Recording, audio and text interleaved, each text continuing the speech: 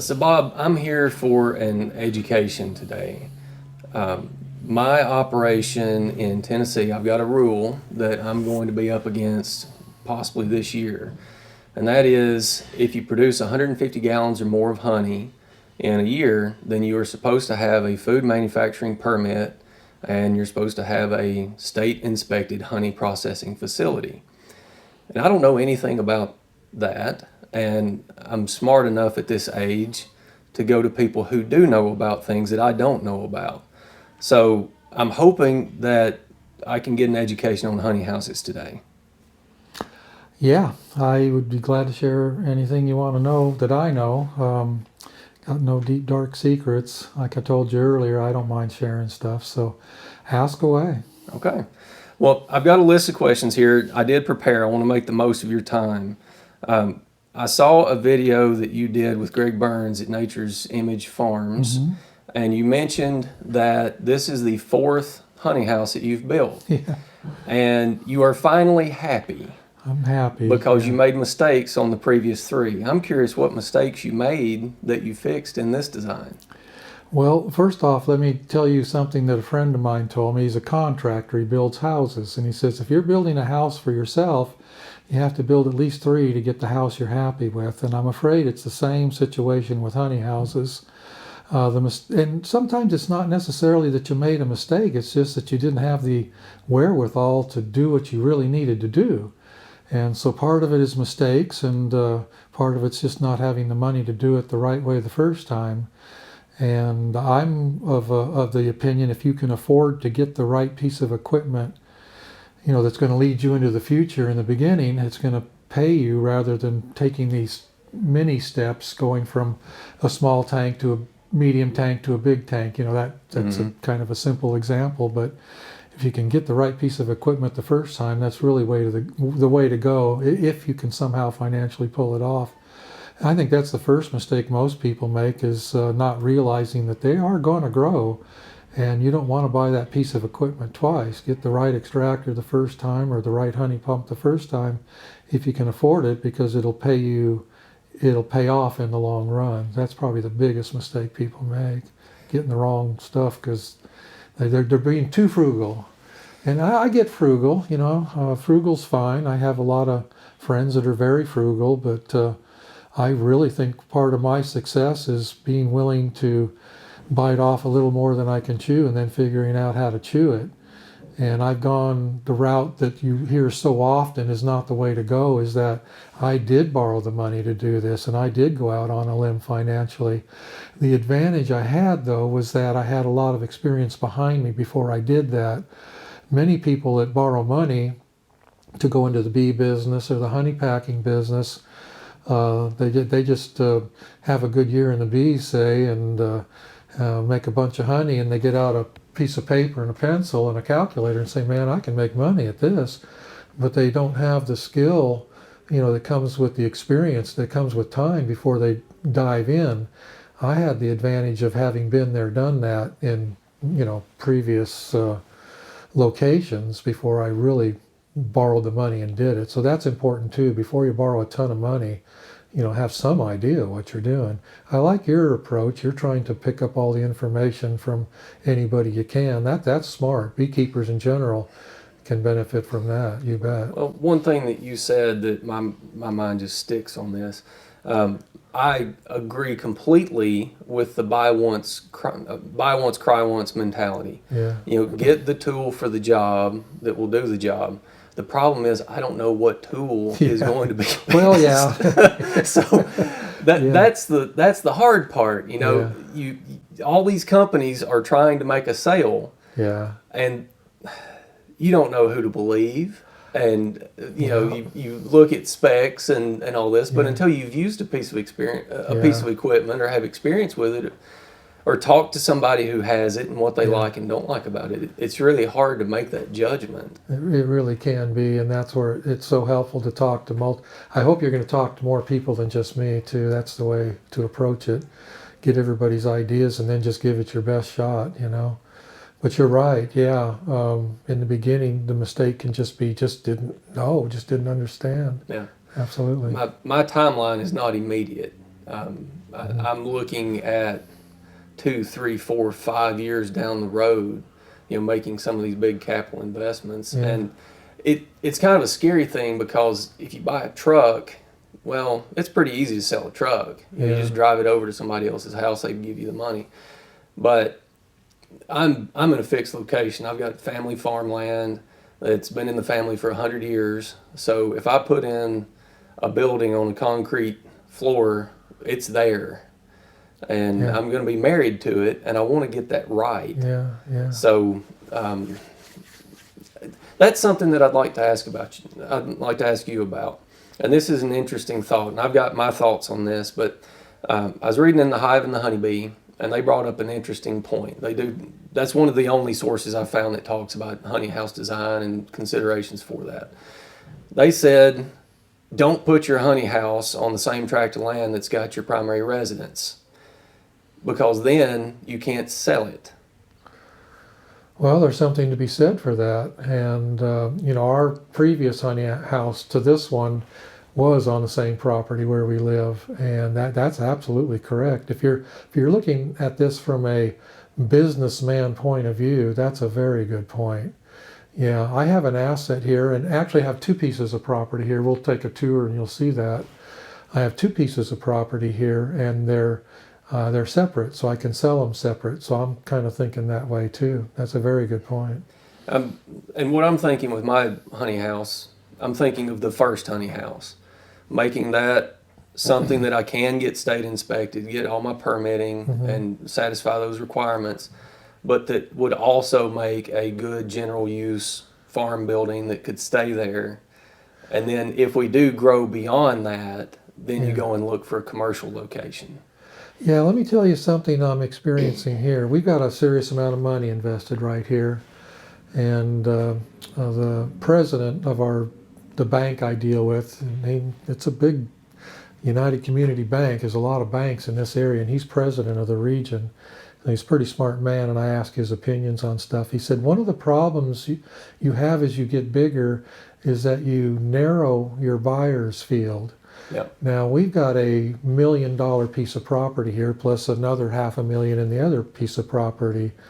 And I've been thinking about putting an addition on here, which would make it even more expensive, which in his advice is just be mindful that that's going to narrow the field of buyers the more expensive your property gets. So I'm looking for other property around me. We've already purchased the one on that side of us. I don't know if I can get the one on that side of us, but trying to keep things broken into segments that can be sold separately.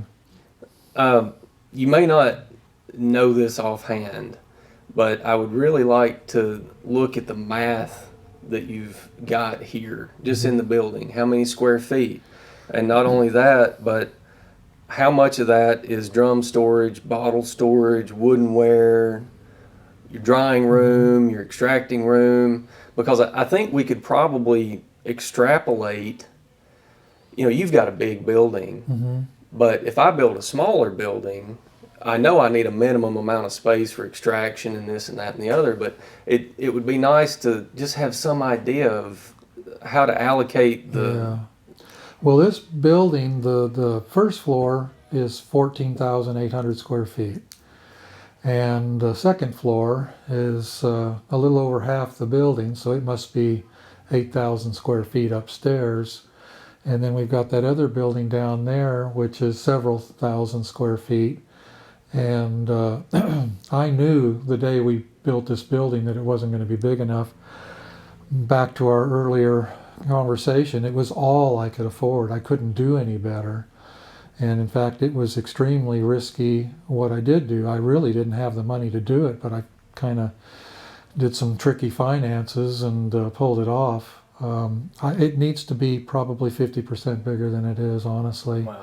I'd say probably of the 14,800, probably a third of it is drum storage, and that's what's not big enough. We can pack about 1,800 drums in there, but it's not enough. I need more drum storage. The processing rooms are limiting. We have 2 processing rooms, one for extracting, which is 40 by 30, and the honey pouring room, we call it, is a 50 by 30, and they're both too small. So in that respect, I made a mistake, but I had no choice. I did what I could do. We've already pushed out an expansion on the other end of the building that is 16 by 82, and that was helpful. And one recommendation I have for people building a building is, even if it's small, even if it's just a 40 by 40, build it high so you can put lean-tos off of it and make it a bigger building. If you start off with a 10 or a 12-foot ceiling, you can't go out very far because you're already too low. So that's one piece of advice. Another thing about the high ceiling is we were able to put in this second story. I guess you would call it a mezzanine up there, and it's loaded. I mean, it's packed. So that's just storage. It is storage, but it's cheap square footage because it's already under the same roof. So if you and it has a drawback in that we have to lift stuff up there. We choose to use a forklift. Originally, I thought I might put an elevator, but oddly enough, the forklift ended up being really the way to go. It's 11 feet is what it is up there, and our forklift reaches up there. And it's built like we can park a semi up there. It's built extremely well. This floor above us right here is very solid. And so that's inexpensive square footage. So I wouldn't discount the idea of having a second. We don't put drums up there. That's a bit heavy. You can't stack drums on the mezzanine up there, but we can put pallets of jars and things like that, and that really works. The other thing that we have that's an advantage of here, and I didn't realize it at first until I believe it or not, I engineered this whole thing, and I'm not an engineer, so I spent a lot of sleepless nights lying awake thinking about what I did and maybe did wrong. It took a long time to finally get this down on a blueprint. And the mistakes in this building are very minor. Like, I wish that light switch was on the other side of the door, little things like that. But as far as the way the floor plan is laid out, we couldn't have done any better. But this property is very slightly inclined. Like, it's 180 feet long, and this side where the retail is at grade, and that end is about 4 feet above grade, which was absolutely perfect because that's where our docks are. You need to be able to back a semi-truck up there. Very important. And that was the huge step for me from my last honey house. Our last honey house, we couldn't get a semi in there. And we rented warehouse space just 5 miles away, but still inconvenient. If we needed some stuff, we had to go to the warehouse and bring it back to the facility. So if somebody's thinking long term, and like you have the expectations of getting fairly big, you need to think about trucking and roads and dirt roads, and is this conducive to semi trucks and all of that. So, and I'll show you that. I'll show you our dock and the grade and everything. It worked out perfect. Even little things that you never would think of, like, do I have ample water? Do I have ample electricity? And my recommendation is, whatever size electric panel you think you need to put in, just double it. Just double it. You think you need a 1-inch water line? No, just double it. That's what you need to think about for the future. We've got an 1.5-inch line coming into this building, but it services 9 different water stations, sinks and hoses and all that. So, it'll break down from 1.5 inches into 1 inch, and then some of the ones that are the farthest away will be 1/2 inch or 3/4. And I guess we're on the subject of water. I'll stick with it. All of our sinks have 3/4-inch faucets. I mean, you can fill a 5-gallon bucket up in, probably 10 or 15 seconds at any one of our sinks. You always got to think big and fast. Thank goodness I have natural gas here. Everything in the building that has to do with warming honey or even warming the place is done with hot water through. And you'll see we have 6 individual industrial on-demand hot water heaters in the facility, and natural gas was such a blessing because it's so much less expensive. If I had to do all that with electricity, my electricity bill would be hard to swallow. It's already a bit much, but if we had to heat all this with electricity, might be cost prohibitive. I don't know. Do you have radiant under the whole building? No, just in that warming room for the drums, and I'll show you that room. It could have worked throughout the whole building. But boy, that would have been an expensive thing to do. Just doing that little 30 by 10-foot room was it was expensive, but it could have been something we would have done. And we don't heat the warehouse. Once we go past the retail and the offices and the processing rooms where the drums are stored and jars and all that is not heated, I don't see a need to temperature control that portion of the building. It would be helpful, but it would be so expensive that I think the returns on the investment of keeping that heated and cooled would be less than the benefit. Well, So obviously, for people that may not know, the ramifications of not having heated storage in a hot location is you need to watch your high temperatures in the summer, yeah, and then low temperatures in the winter don't really matter because you're going to be able to warm the honey That's even if it right, does yeah. granulate. Well, you hit on something that's very important. We're not in bad shape here with our summer temperatures. We have a lot of humidity, You know, but you're it up get, in the mountains, yeah, so you don't get the. it doesn't get into the 90s a lot. I don't think we hit 95 this summer. We had a lot of low 90s, but that's not too bad. When I purchase honey out of Florida, I get it out of there just as fast as I can. A lot Yeah. of those guys are storing those drums in a warehouse that gets 120 or 30 degrees, and that's has a huge degrading effect on honey. So when I'm purchasing out of Florida, I get it out of there as fast as I can, especially honeys like orange blossom, which change so quickly with heat. Some honeys are not affected as quickly with heat as some, and orange blossom, and one of our local honeys here, sourwood, is really sensitive to heat. And when I buy a lot of honey from up north too, in Wisconsin and Michigan, South Dakota, North Dakota, and I'll even purchase honey up there and feel comfortable. If I feel comfortable with the man I'm dealing with, I'm happy to leave it there for the winter because it's in better shape up there than it is down here. So Yeah.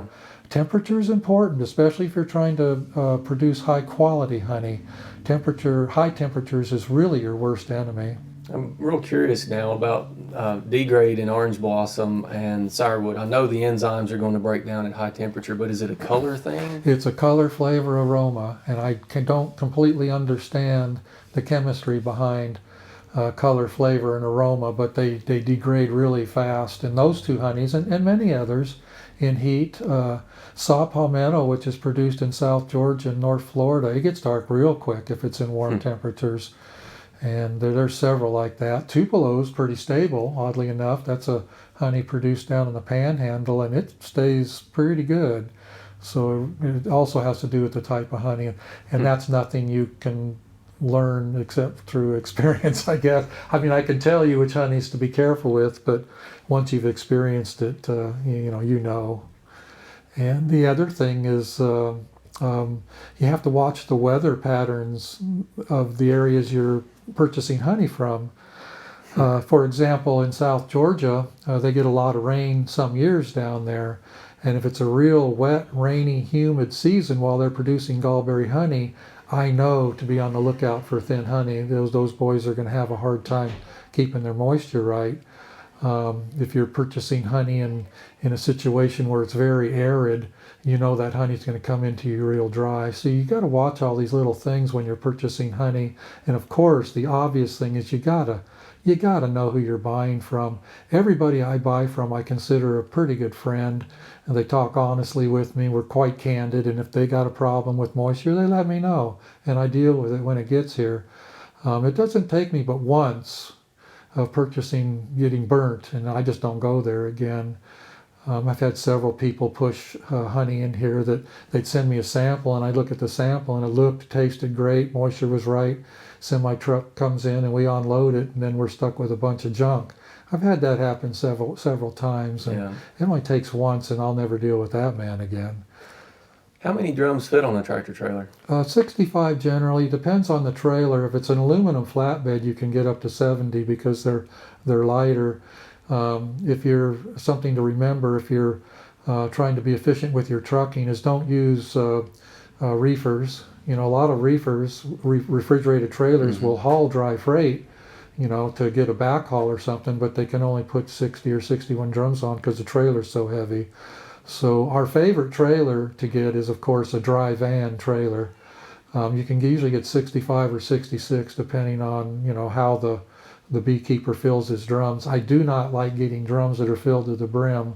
Everybody I deal with, I try to get it down an inch or two, so it gives you a little air cushion to deal with when you're moving drums around and putting pipes in drums. They're not already ready to overflow or something. So if it's down an inch or two, you're going to run 640, 650 pounds in a barrel. If it's filled to the brim, you can get 660, 670. So it depends on how the drums are filled.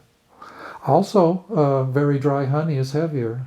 So if it's very thin honey, you'll see that it's a little bit less weight. If it's very dry honey, it'll be you might be able to, you might have to skip a drum, because it loads too heavy. You use the scales on the forklift to weigh drums? No, we use a real 4-foot platform, scales? 4x4 platform scale. Gets dialed in at least twice a year. And when the guys send drums to us, a lot of them have their weight written on top, and we will check their drum weight on our scale. And if it's within a few pounds, I don't bother anybody about that. If it's 10 or 20 pounds difference, I'll give them a call and let them know. Even if it's in my favor, I need to let them know. Yeah. And it's very rare that their scales say the same thing as mine. They're usually within 2 or 3 pounds, so our scale's perfect, and we know it. We get it checked often. And you see the weight there in the corner? We have calibrated weights that we'll check our scales with. We have to. Part of our inspection is to have weights and have measures. Paperwork on having our scales calibrated, by registered scale people, and then we check them often with our own weights, and we have to keep that all in a book. That's part of this. When the bigger you get, the more paperwork you got to do. See that white notebook like that? We've probably got 10 of those things around in different departments keeping notes. I like to kid, and it's only half of a joke, but we like to say we can tell which chicken laid the egg, which farmer it came from, which store it got sold in, and eventually who fried the egg. It's really that way here. We can total traceability. Yeah. And as you get bigger, you'll find that you are forced to do that. You will have to do it. When you built this building, what kind of volume were you doing? Well, if you're talking about weight or volume of honey, we're probably doing 800 drums a year. And we've been here 8 years, and now we're up to about 2,300 drums a year. At what point did you outgrow it? Outgrow this facility?